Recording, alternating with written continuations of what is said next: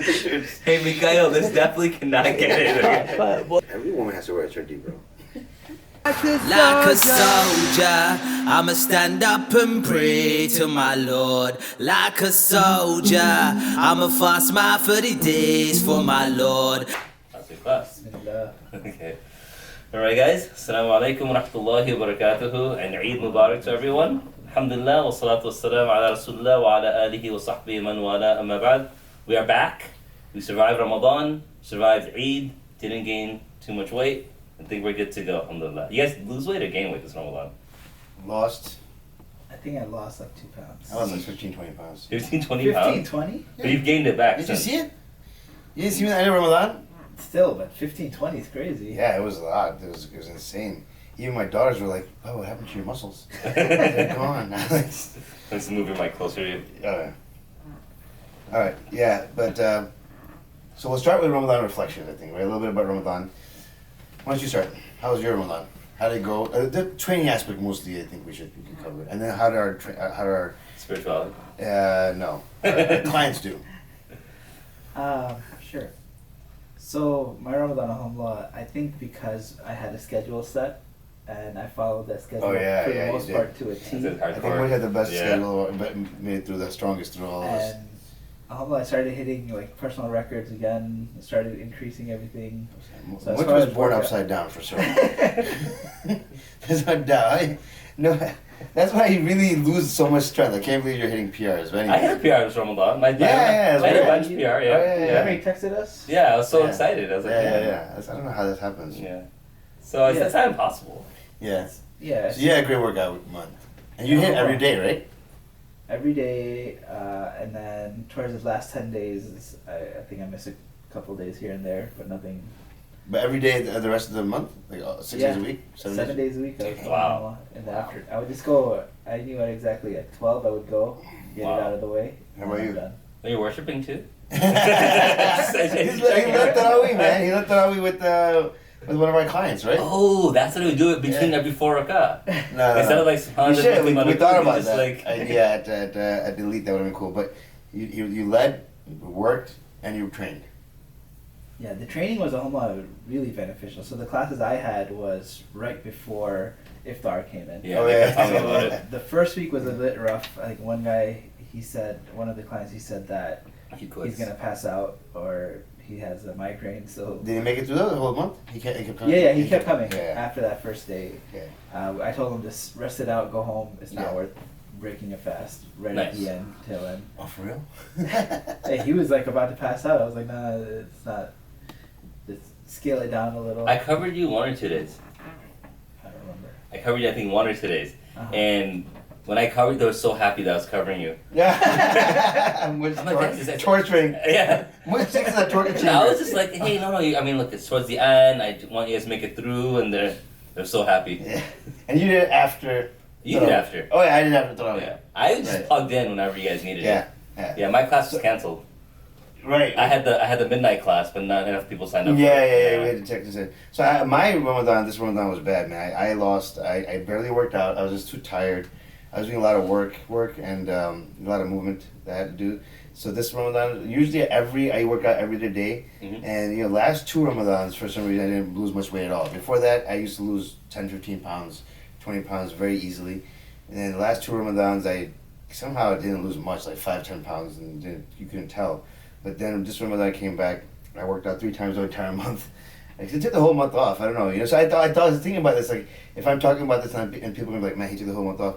Well, there's 2 kinds of things, right? There's one is that people who are working out year round. This is a good month for you to take off. Every 6 months to 5, 6 months, you should take a break from training. If you're training like 3 times, 4 times, or if you have a set schedule, you take some time off. It's great. 2 weeks, 3 weeks.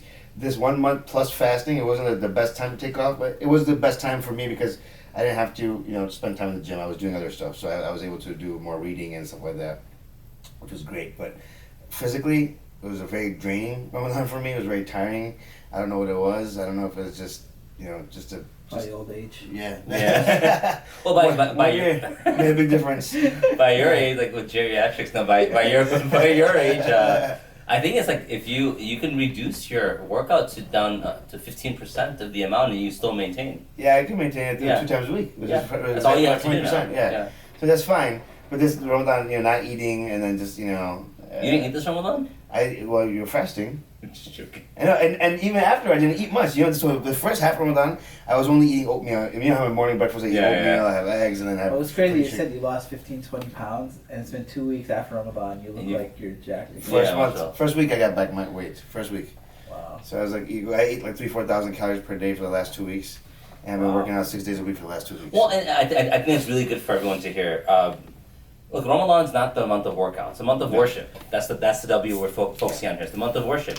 And you see, like, if you give something up for Allah, Allah will return it back to you. So, you didn't work out, but you kept your reading up, you kept your worship up, you were continuing with whatever spiritual goals that you had, and then Allah just returns back to you what you had. But at the same time, I was thinking about the people who don't work out year round. Yeah. And then they come to it, because we do offer the classes, right? And I'll tell you, these guys who don't work out as much or they've been only doing it for a couple of years, or they start in Ramadan, they feel a huge difference in energy, and I did too. I felt a lot of lost energy at the same time. Even though I was not working out, it sounded like I was super, energetic. It hurt me in a way too, because I was tired all the time. I was sleepy all the time. I was just, I was really weak. I felt the weakness, What were you eating? Dude, nothing. I was just, I was like on a Sufi diet, You returned back. I had oatmeal in the morning for a long time, and then for iftar I was just having dates, fruits, and if they make all those like the hibore and I rarely eat those, but I would eat like either some chole or I would eat one hibore, and that would be it. And then I would go to prayer, come back, and after prayer it was like a 50-50 chance if I felt like eating or not. If I felt like eating, I ate a little bit of food, very little bit, and that was it. So normally my diet is a lot more intense. Like, I have fruits and dates at start time. I wait 30 minutes and I have a full meal. Then I go to prayer. Then I go to work out. Then I have a protein shake afterwards. And I'm awake till sahur usually. So I'll have another meal there. And then I have my sahur meal. So but it keeps me energetic and strong. But this Ramadan I kind of took the foot off the pedal. And I had planned out my what I'm gonna eat, this, that, made everything planned out, and then first day there were these samosas and this guy Oreo cereal, piece of cereal. This guy. And then I just couldn't maintain after that. I don't have a problem not eating. For some reason, Ramadan, I just for the past couple of years I came to the realization that we shouldn't be eating too much. Period. So I really cut down the eating, and I was just been able to maintain, and still lose 5-10 pounds. But this Ramadan just went totally. This is the first year I didn't do the dates in water. I didn't do it. Yeah, because it wasn't about maintenance. It was about just intention. I realized I was doing it to lose weight. So I'm like, you know what? I'm just gonna eat. Yeah. And just eat whatever basic normal. Strength and energy is more important. It is, yeah. And the dates in water really works when you're doing etikaf. If you're at home, you have to go to work, etc. Yeah. But for the guys out there, I hope, because even since then, we've had a couple guys who haven't showed up to our sessions because said I'm fasting for my 6 days of Shawwal fast. I'm gonna skip session today. This Monday, someone messaged me saying that. Right. One of the things I realized this Ramadan was that the body, it adapts so well, and if you're the type of person who works out, then when you miss working out, you actually feel sluggish. Your spirituality takes a hit. Yeah, it does. The type of person who doesn't work out, then working out while you're fasting sometimes will be hard as well. So take advantage of the whole year to get used to these different things. Mufti Rafi Uthmani, Hafidhullah, he writes in his autobiography that he had this habit that every so often he'll take a very warm or very almost hot bath, and then cold baths as well. So I remember when I found out about that, I started doing that just because, why not? There might be some benefit in it. When we moved to Zambia, for a full year, we didn't have any hot water. No. And so it was always cold baths. Yeah, it's Or you had to be like the kids who you had to warm up the water for them, but there's no electricity, the stove's not working. Yeah. Then you have to warm it up on the gas container, and then we don't always have gas to do so. So I had actually gotten used to it, so I could just take cold showers. No one else in my family could. And so my whole point is that, even for you, work out some days when you're not eating right before. This guy gets to have a whole cow before he works out. Work out, but in general, work out some days when you guys are fasting. Don't do a lot, but just get the body used to it. Yeah. What's gonna happen? na'udhu billah, something goes wrong, and you have to be physically strong at that time. You can't just say, okay, just wait, I need get some carbs in, get some protein in. You I have agree, to push 100%. yourself. Yeah. And this year we did a pre iftar, which is the first time we've done this. And I think it was, I've done it when I was younger. I used to work out pre iftar all the time. That was my thing. I would work out right before iftar, and then kill myself, and then boom, break my fast, and I would feel great. But I haven't done that in years, and I haven't promoted that in years. And it was just kind of cool that people asked for it, and we did it. And I knew they were going to be fine. I mean, because they broke fast right afterwards, and they were fine. And the energy levels, I mean, they're probably a little bit dull, right? They're not as energetic. They seemed fine. I think Have you ever seen it after Tarawih only class? the first week it was rough, and then after that, They were everyone they adapt to the fasting they were too. fine. The first 2 days of fasting are always tough. And I told everyone, as far as reps are concerned, you don't have to go intense, you don't have to go crazy, you don't have to go heavy, because you're all the way at the end of your fast. Yeah. You don't want to go all the way at the end. Last 10 minutes, something happens, and you have to get some water or something to break your fast. And it's a good. You just have to know how to do it. I think. Well, you're not gonna know your body unless you test your body out like this. And this is what people who don't work out and all of a sudden they jump in Ramadan, they don't know their bodies. I mean, you were post Isha, you were pre iftar, or post Tarawih pre iftar. I did subbed in both in both, and I saw there wasn't much difference in energy levels. Yeah. And in post Tarawih, you're talking about guys are pre Tarawih. It's been a long day. Yeah, they're tired from that. They're tired from there. So yeah, it's both the same. But one guy gets to eat, one guy doesn't. That makes a big difference, I think. I think age plays a factor too, because I was thinking about it throughout Ramadan. I was like, when I was younger, I would love working out at night. Yeah. That was like the thing. Now I hate it. I dread it. Yeah, I hate it. Even last night I told you guys, like, who's ready to work out at 9 today? And I'd worked out already, sorry. 9 o'clock came and I was like, alright, I'm done. I haven't asked you, you're going to work out? Too tiring. You asked me, I'm like, yeah, I can't Wait, wait. 9. LA close at 10. We're going to have to 1 hour at 9. It's probably just I garage. got the well on target thing, so I can go Oh, okay. anytime or blast or basically anywhere. The That's garage. awesome. Any other reflections, guys, from Ramadan? No, I mean, I think, not really. No? I mean, it was just a different Ramadan for me this year. What about you? Hafsa? For me, Alhamdulillah, this Ramadan it showed me like what my true potential could be as far as like spirituality, working out, This guy really, everything. mashallah. Alhamdulillah, this Yeah. Ramadan was very, very beneficial. Yeah. But then the week after, I saw how hard I crashed, and I was like, man, I need Ramadan back. Dude, Ramadan, it brings a different kind of It does, man. level of other stuff. It's just unreal. Like I've been trying after Ramadan, I've been struggling. It's not the same. Prayer's not the same. Nothing's the same. But anyway, what he was talking about reps, and I kind of want to. I'll do one more reflection before we get into the reps. Go ahead. So I had a strange ending to Ramadan. The last, but the 24th night till the end of Ramadan, and maybe a week after, I was hit with stomach flu. Like, really bad, yeah. So I actually lost a lot of weight, but then Did you fast it still? Yeah, I fasted through. But it was hard, Wow. man. Yeah. It was really hard to make those fasts because like anything I took in was just coming out. And through an orifice, okay?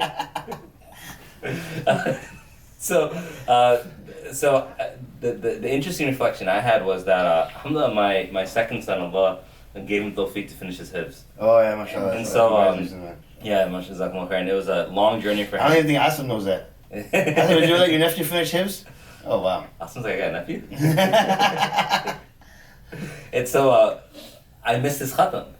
I was so sick. Yes. I couldn't make his khatam because my mother-in-law was in town. Yeah. And basically she was So flying wasn't out. he leading in your house?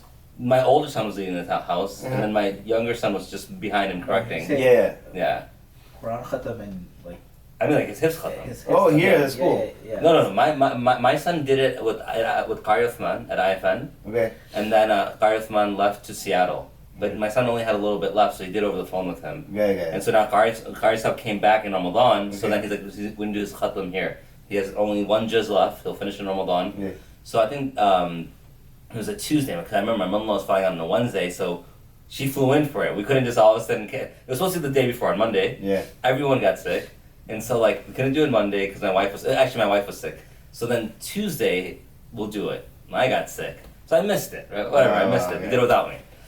So anyway, now the reason I mentioned this is just stick with me for a moment. So I missed a pretty big day, right? Yeah. You know, I didn't die. The sun still came up the next morning. The sky is still blue. The grass still grows. The reason I'm saying this is because, people sometimes like, gotta have that samosa. Yeah. Gotta have that piece of cheesecake. You know, if you miss out on it, the sun will still rise the next morning. Yeah. Still have a blue sky. The grass will But what's still the grow. point of life, you know? Something deeper. That's why the question I get. I mean, dude, I cannot get people to stop Yeah. eating carb. You know, it's like, hey, dude, like, why can't you just not do it? Feel good for a little while. You know, the thing is, I thought about this when I was not working out Ramadan. And I felt so nasty. I felt so weak and so sickly all the time. And I was thinking, like, these people who don't work out, this is the feeling they're used to. Yeah. That laziness, that sluggishness, and to them that's normal. Yeah. Like I have some relatives who see me and they're like, how do you have so much energy? How can you just do this? How can you jump like this? How can you run? Well, you know, I work out and I take care of myself and I make sure I don't eat those things.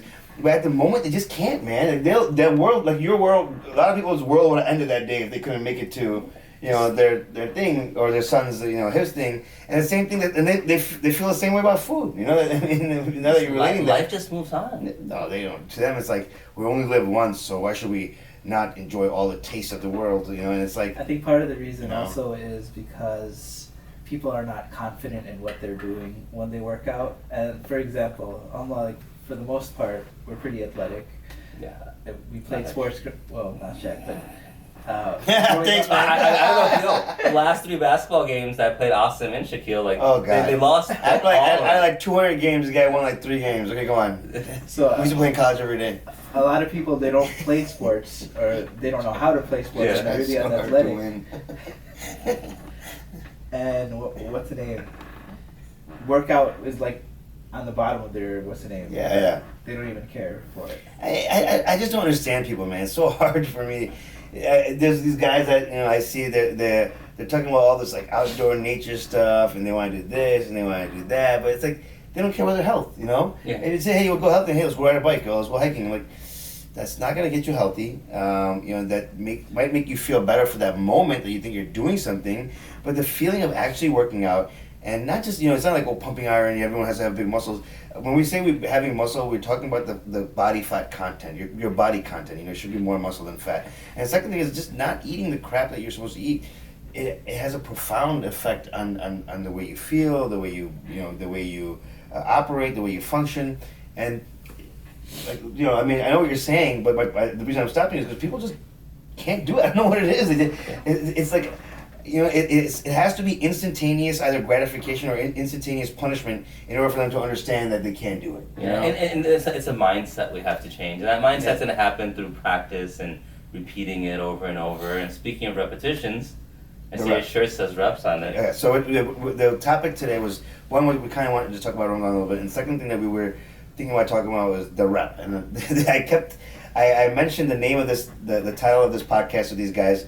And That's all you would say. And I had left them in the dark, and they kept asking me, well, "What should we read about? What should we do? You know, what are we going to talk about?" I just had to do my own research on it. Yeah, so I know you did a little bit. I just left you in the dark, and so the rep is the reason I thought about the rep is, you know, the rep is so I feel like the rep is the most important part of the workout, and it has a little bit relatability. Well, what does the word rep mean? The repetition. Representative? Repetition. The repetition, okay? The repetition is what? One rep. Usually when people say one rep in working out, or how many reps you do, it's like how many times you do a certain motion, right? Which is different than the set. Which is different than the set, right? So each set consists of a certain amount of reps. So 10 reps could be one set, 20 reps could be a set, right? Or if you're doing 1 RM, you know, which is your repetition max, you could do 1 only, and that could be a set. You know, if you're going really, really heavy, you're doing 3 or 4 repetitions of one exercise. It's just doing a movement over and over, and that's what it's called, the rep. And it's so important in the workout world. And the reason I kind of wanted to touch on this is because it actually is very relatable to our deen, and so that's why I wanted to kind of to take it, you know, when we start thinking about it. All right, Shake Shack. So the rep, you know, the reason the rep is so important is because there's only, this thought came to my head when I was thinking, you know, when you were, I don't remember when we were in Madrasa, we would always hear that when a learned person or a scholarly person prays 2 rakats, it's more weighty than a normal person praying 20 rakats, right? Like, you've heard this, right? I mean, I think, have you ever heard this? I've heard things like it, yeah. Yeah, so, I mean, and I thought about it, you know, it's because the person who's, you know, if you're a learned, knowledgeable person, and this also is my rant for the day, Simso, right here, is that one of the reasons why I don't like to pray behind young people. right? I do not believe that teenagers and young people should be leading tarawih in massages or anywhere. And sometimes I go like, and my this kid just became hafiz and he's leading. I'm like, I don't think he did taharat properly. I really don't think so. I mean, there's a certain level of responsibility that goes, and I'll give you guys the example of this. When you're from 10 to 20, the way you pray is just forced, right?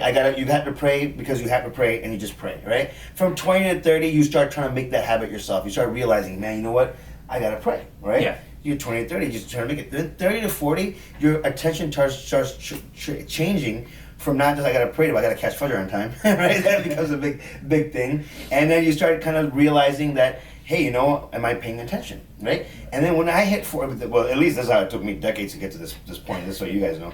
But now that I'm 40, and when I pray now is a very different prayer than when I'm, He's not 40. Yeah, I'm way over 40. But now in my 40s, prayer is very different for me than it was in my 30s and 20s. Like, now every time I pray, I feel like I have to, I actually have to take time, a second to realize, okay, I'm going to pray. Let me concentrate through the whole prayer, clear my head, clear my thoughts, make the proper intention, do the wudu properly. Yeah. There's a lot of components that you start thinking about as you're getting older because your knowledge base is growing, right? Your accountability is growing, right? Now I'm like thinking like, holy crap, because the more you know, right? The more you know. Yeah, how much time? But the more you learn, right? The more you learn, even like the rules of like how you're teaching me the rules of like tajweed in the Quran, you start even thinking about that. You're like, man, if you're not reading properly, then if you're not putting your best foot forward, right? So when you're praying, you really have to put your best foot forward in all aspects, right? I mean, we should be doing that every single time, every single moment, and every rak'ah counts, right? You could lose your mind. I mean, that happens a lot of times, right? When you go pray behind, especially when you're praying tarawih, after 10, 12 rak'ahs, your mind wanders. You especially if you don't know what the guy's reading, right? I mean, you just have to follow along. Yeah. And you're not a hafiz, you're not a person who reads a lot of Quran. It just sounds foreign to you, right? So your mind easily wanders, and everyone happens. This happens to everybody. Everyone's mind wanders and stuff like that. So it's very important. So that's the same way I feel about the rep. Now I know you were doing some research on how many reps you should do, the range of motions for reps. There's a million different things that people play with. You have high reps, you have low reps, you have negative reps, you have half reps, you have 1.5, all kinds of stuff. So, but the rep itself is in one moment in time that once you lose that moment, it's never come back. Just like a rak'ah, right? You pray one rak'ah the Fajr, and if you just say that you dinged that hole, you slept through it, or you day jumped through the whole first rak'ah, and but your second rak'ah went well, yeah, that's great, but the first rak'ah is gone. You know what I'm saying? That word rak'ah, it's never going to be made up again. You can pray a million different Fajrs from that day forward, but that Fajr, that rak'ah that you lost because you were daydreaming about something, it's gone. It's not going to come back. The rep is the same way, right? Once that rep is gone, it's gone. You could fix your rep later. You could do a million reps after that, but that one rep is gone. That time is never coming back. That moment's never coming back. So when you're spending this much time, and we are, and we really want to be healthy. We want to work out. We want to be stronger. The rep, it becomes extremely important, right? To the point where one good rep is worth 100. Is better than 100 crappy reps, right? Oh, yeah, absolutely. Are you talking about like the mind-body connection? The whole mind, exactly. The entire. Sometimes now, like just like in my prayer, in my 40s now, when I work out, 5 or 6 good reps of mine will destroy me more than what 50 reps would have destroyed me, before if I was like mindlessly doing the workout, right? Yeah. So now you're thinking, is my core tight? Have I gotten my, am I properly set up? Right. Have I cleared my mind? Sometimes when you're working out, especially when you're doing squats, you'll see people just bouncing up and down, and that person's train of thought has been lost somewhere along the way because they're just going too fast, Yeah. The Athene X guy talks about this quite a bit. He always says, before you start working out, or if you're working out certain muscles, really build that mind-body connection with... Mind pump, same thing. They focus on that a lot. He's huge, right? So one is like the same way, it's so relatable. You have to start with intention. What movement am I going to do, right? That's the first thing you have to think about. What am I going to do? How am I going to do it? How am I going to execute this? I remember I'm starting off, and when I unrack, I got to make sure my core is tight, right? I'm going to step back. I don't want to step back too far. I don't want to lose balance, maybe 1 or 2 steps. So I'm making sure that the placement's properly. There's nothing in my way. I take 1 step back. I'm there. How wide apart are my feet? Are my toes pointed out too far? Are they pointed forward? Am I doing a posterior chain squat? Am I doing an anterior chain squat? Right, all these things have to be thought up, and then I'm gonna go all the way down. I'm gonna keep my feet flat. I have to make sure that I'm pushing from my heels, but my whole foot is flat. I don't want to be, tipping backwards. I don't want to be tipping forwards. I need my core to be tight on the bottom, on the way up. I gotta breathe through that. I gotta push down, very, evenly, and then come up, right? It's ironic you mentioned that because I remember right before Ramadan, you're like, how do you squat? And you made me squat in front of you, and you're like, your ankles, there's no mobility. Yeah. So all of Ramadan, I started focusing on pushing my knees a little forward when I'm coming down in my squat. And I think because of that, like, my squats now is like exponentially starting to Yeah, go and up. once you start fixing little things, it makes a big difference, Yeah. And that's the thing, same thing with, like, when you start making little adjustments at anything in life, there's big differences, especially these things, especially when you bring it all the way down to the rep level, Yeah. then the set becomes better, then the work exercise, that one whole exercise becomes better, then the whole workout becomes better, and then, it just keeps on, it's a snowball effect of your life becoming better. Yeah, it's interesting because both of us are doing Quran with Hafsab over here, and so like he's One of us at least. One of us intended. So like he'll catch a mistake, and I realize like, man, I've been reading that wrong for like, how many reps of that verse that I do wrong that it's cemented in my like yesterday you caught me on like there's no wow there. I'm like, oh man, I've been saying that for so long, but like. Cause I do the intake for all the new guys. Yeah. And so we do a few tests to check mobility and postural and muscular imbalances. Yep. Where the muscular imbalance come from? Because they did a repetitious action. Yep. It could have been just getting up from prayer, getting up for bed, the way they sit on their way they chair, walk. the way they walk, and then you can see the body trying to then compensate for exactly that imbalance, Yeah. and it's just solidified in their lives, and like you're trying to undo that. Well, if That's you like don't, all habits, right? it's a rep, because that initial rep, even in walking, that Yep. rep was wrong. Yep. In sitting, that rep was wrong. And Even if that's it's how fresh. you injure yourself too, Yeah, right? absolutely. I injured myself in Ramadan off of one rep. I worked out 3 times, and one day I went and did one wrong rep, and I was like, I pulled my back for like a whole day. I was like, oh man. Even if it's something simple like at work, I remember when the pandemic happened, obviously everyone was working from home. Yeah. And you had to sit down on a chair. So I was Oh, sitting my down at the God. dining table, and my back just started going Yeah. out. It was giving out, and I was always hunched forward. It got really rough. Sorry, I have to sneeze, but it's not good. I feel like it's like crying or something about it. Like, man, it's not that bad. Is it really is this deep. work? There's Should have bought a something- lazy boy.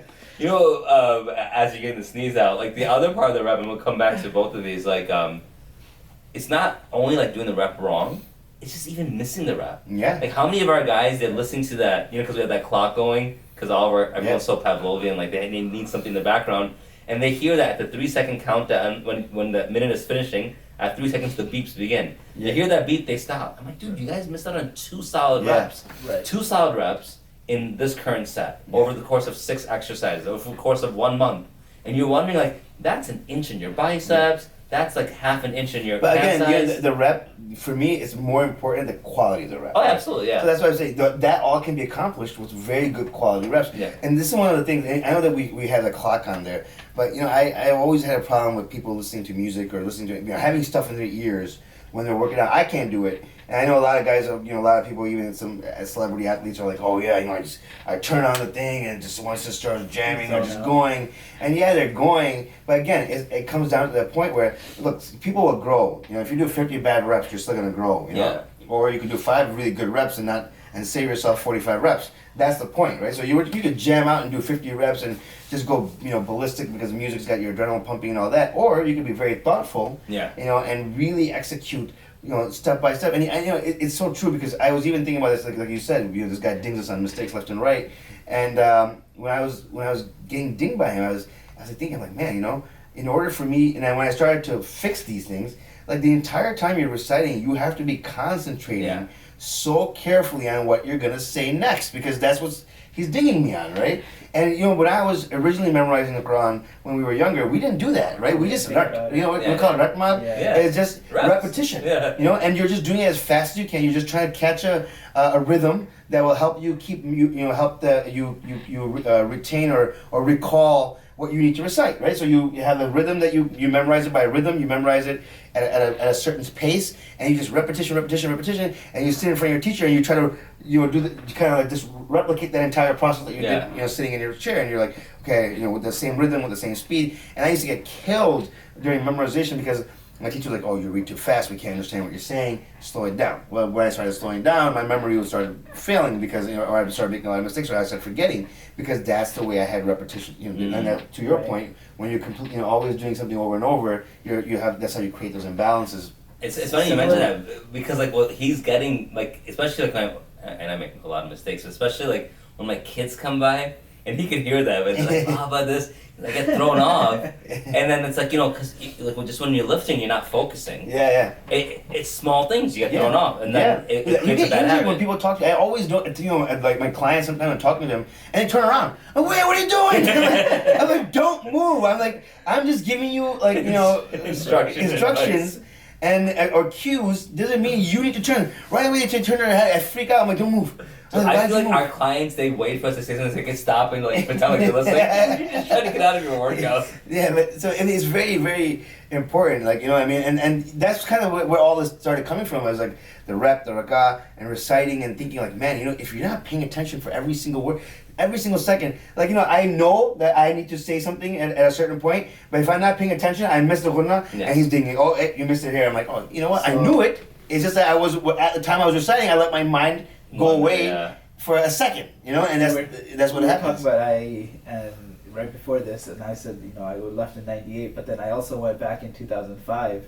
When I went back in 2005, like my tajweed was garbage, and Hafiz Ali was like correcting me, making everything good, and then you would go for like a juz test to your teacher. So I went to Sadbhai for the 30th bara, and I was so focused in on the tajweed that I kept making like little mistakes that you wouldn't make regularly because you're focusing on the tajweed. And I remember Sadbhai saying, Maulana Sad, saying that, focus as much as possible right now on your tajweed, make it do as many repetitions as possible, and then it'll come to a point where it'll just be natural. Yeah. You won't even think about it. Yeah. And similarly, working out, Yeah. the rep. But yeah, if you do it, then you get to it. But Once you get to it, then you're But good. it's again, this is like you're moving something. You're doing Right. that. So if you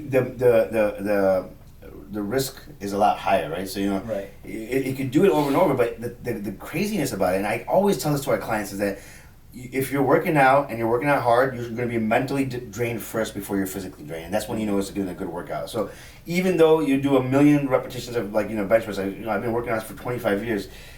Today, the more thought I put into that rep, the less reps I feel like I have to do. Within 8 reps, my body is completely like exhausted. My chest is exhausted. I'm coming to failure. It's like it's like ripping from the seam. It's done. And blood has come flowing into it. There's so much happening at the point, right? And so I feel like if I let it go, then I start losing a little bit of the essence, right? I mean, and the reality is, in your recitation, that you were just not putting enough effort in your mind, right? You had to not only remember what you were reciting, you had to remember the tajweed rules, you have to remember everything else along with it, and your memory has to be sharp. You just have to what do you do now? You recruit more brain power, right? I mean, that's what you're doing. And so that's why the rep is extremely important. There's definitely a million things about reps. We could talk about the rep range, or range of motion. I don't stretch, so the reason I don't stretch as much is outside I do yoga here and there, or yogaistic moves, or yoga, some stretching. But during the workout, when I'm warming up, because of the rep range, the full range of motion that you can get into, especially at lighter weights, that gives you a really good stretch, and it's a better stretch than a passive stretch, because it's an active stretch. I noticed that when I was working out with my brother, when I was working at Grant Thornton, we would go work out at lunch. This is like, we never used to work out together growing up, even though we lived in the same house, went to the same gym, did everything. But we never worked out together. But for some reason at Grant Thornton, we started working out together, and I noticed his bicep, like the shape of it, was a lot more form than mine, and I started thinking about that later on. I'm like, why is there, like, I can lift more than him, why is his, like, just better? And it came back to, because when I would work out before, I was all about just throwing the weight up. Yeah. And if I saw his form, he was like a lot better, a lot slower, Yeah, a lot nicer, Makes a big difference. and makes a huge difference. Yeah. But I killed him on everything else. The rep stuff all around the rep is a lot to talk about, but the rep itself is just so important, that moment that you have. You know, you're in there, get in the zone. It's a really mind-body connection. You really have to think about a lot of stuff. A lot is happening at the time, right? Your blood flow is coming into your muscles. Your muscles are flushing out toxins. There's just so much going on. If you can concentrate and focus on the rep, that's where it starts. And then, you know, once you start building it up, you know, obviously it snowballs into a bigger effect. So I just wanted to point out how important it is to do a proper rep. You know what I mean? The form comes down all the way down to the reps. If you can do each rep properly, if you can be focused, if you can be mentally there, I mean, the kind of the consequences or the you know, the benefit that you get from that, I mean, it plays into everything, right? I mean, everywhere you go, the more you concentrate, the more you focus, the more you pay attention, the quicker you're gonna get the job done. I mean, even at work, right? Like, think about it. Like, when we say we're working, if you sit down, you focus hard for 2-3 hours, and we always, everywhere, in every field, you know, whether you're writing papers or you're going to school, I mean, you focus for 3 hours, you get a ton done. Yeah. But if you're like kind of, you know, playing around, talking to people, getting on your phone, you know, listening to music and doing your homework, you could do what you do in 3 hours. Now it takes 3 days. Yeah. Right. So it's the same. It's kind of in essence the same thing here, right? I thought we were going to talk about hypertrophy. Yeah, I was like volume, rep range. Well, so I mean, again, He kept us in the dark on purpose. I was gonna get like all Sufi on us. yeah, I mean, no, it's just a much deeper thought about the rep. You know, I mean, of course, we'll talk about all that stuff later. You know, about like if you do high reps, that means volume. Low reps means hypertrophy, and what does heavyweight mean? What does low weight mean? Which is a very good topic actually to talk about as well, because in the future, definitely, because people have all kinds of misconceptions, right? You know, people think, oh, you know, if I do really light weights and a lot of reps, you know, that has some certain effect, and then completely derailed us. Yeah, seriously. He wouldn't tell us. He was being so cryptic about it. He's like, well, the rep, and then that's it. Like, what about the rep? That's it. That's happening. The rep. And I'm like, what are you talking about? And you guys didn't get it? The rep is so important. I mean, the rep is everything there is, man. I mean, it's And the more older I get, the more I realize. And like, you know, I used to work out with these older guys, and you know, the older they get, people are in the gym 3 days a week, 4 days a week, and they're maintaining, and they're still strong as hell, and they're great. They share great healthy, and it's because they've perfected their form to the point where they can come in and do one quick workout in 30 minutes, and they're good to go. You don't have to spend hours and hours in the gym. I got guys who are in the gym, man. I mean, they're going for 2-3 hours a day. It's like, wow, you know, do you really need all that? You know, it's because it becomes a social club. You know, that's the problem. You know, and it's not, man. We don't have time for anything nowadays, right? You know? Wisdom. We're not at that age yet, so we don't know. Yeah. When you get there, you'll figure it out. You need all this white hairs for, bro.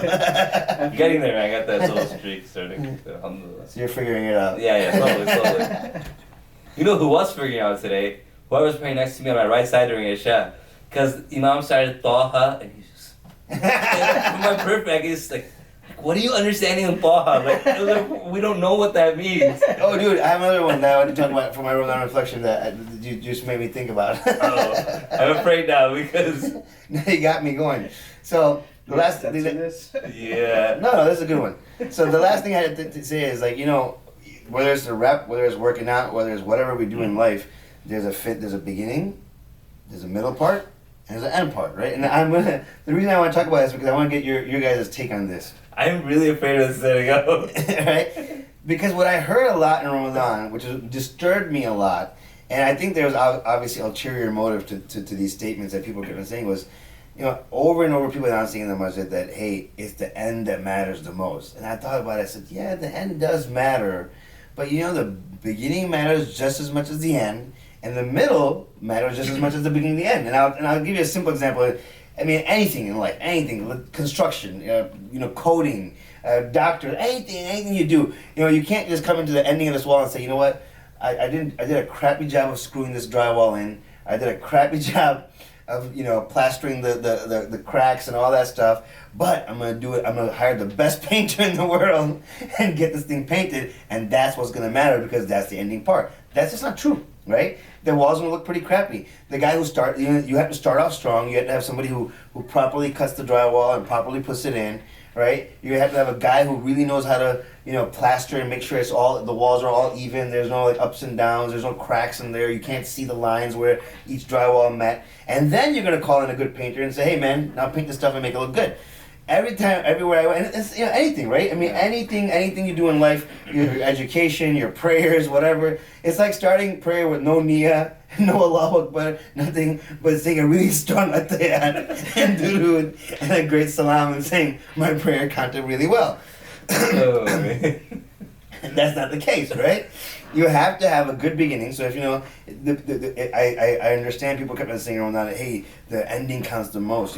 Get to the Khatam al-Quran, get to the 27th and 29th, the last 3 days of Ramadan. Yeah. But if you really didn't do crap the first beginning of 10 days of Ramadan or the middle of Ramadan and nothing, and you come to the end of it, they're selling you a lie, I mean, whatever they're selling you something. They're trying to get you in there to sell you something, And it almost it's felt... not fundraising again. This guy's going back to that. I'm just saying, it almost felt like they were saying you can buy your salvation, right? Hey, the ending matters the most. Come to Khatm Quran, drop 10K, make some crazy dua with all of us over here, and boom, that your ending was strong. So that's what matters the most. No, this dude didn't come to the masjid all 20 rakats, right? And you know how unfair that is? Because there's a guy sitting there, there's people who come there every single day. And I'm not one of those guys, but there's guys who are there for Fajr, they're there for Isha. And then they're there for every 20 rakat of Taraweeh every single day. And then you sell this pipe dream to all these losers who don't pray, who don't fast. I don't care. I call it like it is, God is not that stupid, right? He's not going to be like, yeah, you screwed around. Okay, listen. I'm just saying, Allah is fair, Allah is merciful, but He's fair. Yes. And that's what people have to understand. Yeah, He's merciful, but He's also very, very fair. He's not going to, I don't know how to say He's going to trump His mercy. I can't say that. But logically speaking, as human beings, and because the deen is for us human beings, and we don't understand a couple of things, but just logically speaking, if you're not praying throughout Ramadan, you're not fasting properly, you're not doing anything properly, but all of a sudden your ending is super strong, don't expect much. Because you know what? In reality, you're not going to expect much here. If you come to my gym and you showed up late and you didn't do the warm-ups, you didn't do the proper workouts, but at the last 5 minutes you want to go gung-ho, you're not going to get anything out of it. And not because I'm being mean to you, but because scientifically speaking, it doesn't make any sense. Logically, scientifically, whatever you want to say, provenly, factually, that doesn't make sense. You're not going to get anything done. So it's the same way, I felt like these people were like, I wanted to get your thoughts on this, both of you guys, half alam and full alam, that why are they selling this pipe dream? And what sucks is, what really bothered me is, I'll tell you, my wife and my son were going every single night to Tarawih at DS, and I was going one day to DS, one day to Potter, one day to SLC. I kind of was all over the place, but they were consistently coming to DS every single day, and there were days where they couldn't get into the parking lot. At the 25th night, the 27th night, the 29th night, or whatever, the Khatam night. Yeah. And I was like, man, that sucks for not just them, but any of the musallis who are there on a daily basis, who are giving their all and their stuff, that all these people rush in on that one day because, and the Muslims should stop selling that dream, right? I mean, I feel like they should stop selling it. They say, hey man, listen, you didn't come all month, don't bother coming tonight, because whatever. But I've heard Hazrat, he says, well, sometimes these people come on 27th night and they make this amazing dua and everything's forgiven. I'm like, and the poor guy who made dua every single day, what's his story? I think it's just motivation for them to come one day. To come one day. Like, what are you expecting? Hey, this year come pay us $10,000. We'll make a special dua. And next year, watch, you're gonna fast every month, every day. So I think there's a couple things to look at over here. Number one is there's no way, from a worldly perspective, that someone who does things from the beginning all the way to the end correctly, versus someone who always just only the end correctly, they're never the same. Yeah, it's not the same. Yeah, it's in workouts, in school, etc. My wife just texted me saying my daughter's throwing us. We're gonna start wrapping this up. So it's not gonna be the same. And I think nowadays people who really look forward to the last 10 days and last 2 days of Ramadan, that's why by the time Ramadan ends, there's nothing that carries over because it was sort of just something that was a hope, and a lot of times they didn't really build up something that can carry over. From a divine perspective, like just studying about Allah subhanahu wa ta'ala, that's the difference between Allah's power and our worldly actions. Like in this world, if I have all the things that you mentioned about the drywall, etc., if I just put a nice coat of coat of paint on it, He won't take care of everything. But Allah is so great that He can fix it all in the end. I agree. But one of my teachers, my Sunnah Abi Dawud teacher, he used to tell us that, look, let's just say Allah forgave you in the end. What about all those moments that you messed up? Like, you wasted your life. Or like, he's like, you didn't have you should at least have regret that you didn't worship Allah. I mean, what you're saying, like, every part is important all the way through. And so you know that the hadith, إِنَّمَا الْأَعْمَالُ بِالْخَوَاتِيمِ, the actions are based upon their final ones. That's true, but you can't compare the two. The one who starts strong, makes his way through the process strong, then ends strong, is not the same as the one who ends strong only. Right. Now, the one thing I want to mention is that now this also depends upon the depth of spirituality in anything. I mean, in anything. If I were to tell you, like, hey, make sure that your end is very strong, right? Like, let's just Ramadan. What would you think I'm referring to? I don't know. Yeah, the end of Ramadan, right? What if I refer to the end of your fast? What if I refer to the end of your dhuhr? Yeah. The end of this moment. And the more spiritual you become, the closer you go to Allah subhanahu wa ta'ala, it's no longer, end is not only the end of your life, it's at the end of every moment, because every moment is a death. Like, I'm never getting that moment back. Exactly. Just like the rap. Like, I can say I'm going to end my workout strong, my last set would be strong. But then someone will say, okay, I'll make the end of every one of my last sets strong. But then someone will say, look, I'll make the end of every one rep strong. And then someone else will say, I'll make the end of every part of my rep strong. The eccentric motion, the concentric motion. So the more you get like involved in, like have more presence of heart and mind in anything, there's multiple ends. And I think that's where people fall short now. Now we just think of the end as being the absolute end. Yeah. So Sahaba didn't look at that. They looked at it like Ramadan, like when that day ended, like I've lost that day. Yeah. Like you look at the moon, it initially waxes and it wanes, it's going away. And they know that sliver is never coming back. So those people who, they work hard at the end, alhamdulillah, Allah can change things. And inshallah He does, and He grants them great acceptance. But there's no doubt the one who pushes all the way through, much better. Yeah, but I mean, and I also feel like when they say the end is because a lot of times, I mean, the hadith that you quoted that the end is, as is very important, is also because people give up towards the end. I mean, think about it, working out and everything in school, even people who go to like medical school, right? They do amazing, and then the last year you just see them kind of, okay, I'm tired. Senioritis, right? I mean, the same thing. They might be they might have been straight A students, but right when like the last year comes, that towards the ending, everyone takes their foot off the pedal, right? How many times do you see the people racing, bike races, foot races, like Olympic races? The guy's running, he's all the way ahead, and he starts coming off the pedal, right? He starts slowing down, and somebody zooms by and beats him with the last second, like last second. And it's like, why? Because that guy finished strong. He started strong and he finished strong, right? And this guy, he gave up. So I almost feel like that's kind of reinforcing the fact that don't give up. Yeah, don't give up. Even whether it's at the end of the day, whether it's at the end of your fast. That's the purpose of that whole pushing the end. Yeah, push the end. So that you finish. But there was a start somewhere. You started somewhere, and now you're getting towards the end. You're tired. Yeah. And that's where this is really coming. That's exactly what it's supposed to be. But these people have used it the opposite way. No, say, hey, you haven't done anything yet, but get here really strong. Well, there is an element of hope there. Yeah. But the main But purpose. why are we giving hope to these people? Because they don't in care. the end, They don't do anything. I almost feel like it's just because they want to get in the masjid and empty out their pockets and say, hey, you done something great. Look, you gave $20,000. You didn't pray. Okay, you so didn't let's take you a training perspective. A lot of our guys who come, they haven't worked out a day in their lives. Yeah.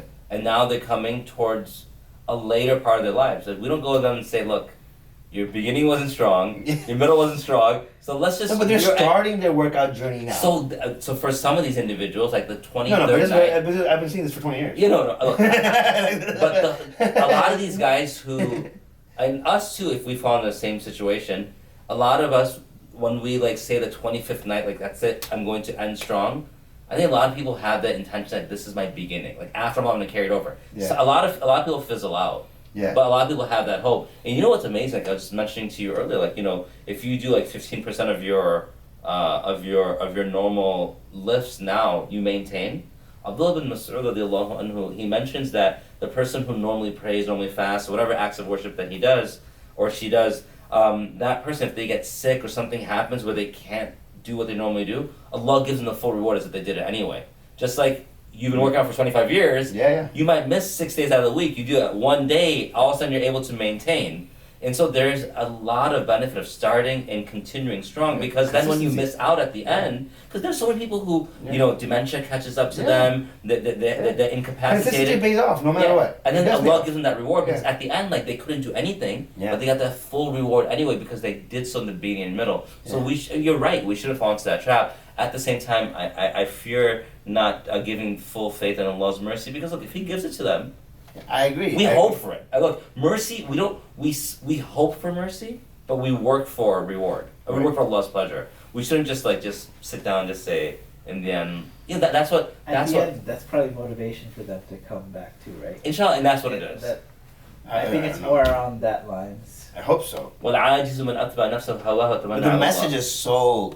It's just so blatantly wrong. Just come, the ending is the strongest, get in here, and they just want to gather as many people as possible, because, if 1,000 people give $1 each, it's $1,000. If 500 people give $1 each, it's only $500. That's what it really, at the end of the day, that's what it's coming out to. And people are not listening. We're actually discussing this and going into full depth and, and talking about it, but they're not saying that on the mic, I mean, you might be looking at it from a monetary perspective, and yeah, that's all fine. Every masjid does need the money, but at the end of the day, if a person is not thinking about the money and they're just coming in and they're trying to get Allah subhanahu wa ta'ala's grace and mercy at the end. The one day.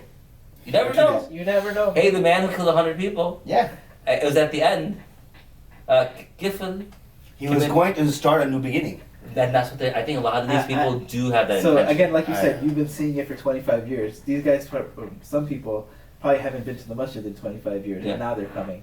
And then they hear that and they get motivated, and the rest of their life there's change. Yeah. I don't see them coming back, though. That's my point. That's because you're not there. That's because you're a father, not a DS. Alright, anyways, that was my 2 bits. Yeah, man. Alright, we good? Cool, yeah, I got a daughter throwing up. My wife's messaging me, so... I think we're good. We're trying to make our podcast shorter. Please leave comments, subscribe to us, and let us know, give us feedback, and we'd love to... address them, and then obviously if you have questions, we'll leave them on our page, on our YouTube page, and then we'll usually try to answer those questions as well. YouTube, Instagram, Twitter, Facebook, wherever. Twitter we don't TikTok. have. We have Twitter. I don't know who used. I think he just sent out. No, that's only for TikTok and for TikTok, Instagram. yeah. So I don't know who did Twitter or whatnot. What were we on time today? 58 minutes. Oh my God! Still. Not bad. Well, the first 20 minutes, 10 minutes, cut out. 20 minutes. That's gonna cut out? Yeah, because he's been recording since the get-go. No, he's talking about an actual podcast. The actual podcast? Yeah. Oh man. You want me to stop the recording? No, I think we should actually finish it properly. Yeah. So for everyone who's joined us, keep a couple things in mind. Number one, hey, free training for those individuals who want to come test out Jaanwar Fitness. Just go ahead, reach out to us. You can reach out to us through the website, through our social media platforms, and we'll provide 1 week, which is usually 2 or 3 sessions of free training, just to see if you like it. Yep. We guarantee you come in with the intention, a lot of people just come for the free, with the intention of actually trying it out and maybe making it a permanent a part of your life that you'll enjoy and want to come back. We have the app out. We might be pulling the app out for a bit, but we'll see. But as long as the app is there, guys, we're trying to provide you the opportunity to work out with us and without us. Just sort of right in your pocket, you can see the feedback we're leaving you and the training we're giving you virtually as well. Don't forget the sauce. Yeah, the sauce. Yeah, the food sauce. It's making a comeback. Yeah, hopefully. Yeah, inshallah. Yeah, don't forget the sauce. And I think that's that. So on behalf of Shaq, Mujj, and myself, and Asim as well, and my daughter who's throwing up, make sure you keep the reps in mind, and inshallah we'll catch you guys very soon. Assalamu alaikum.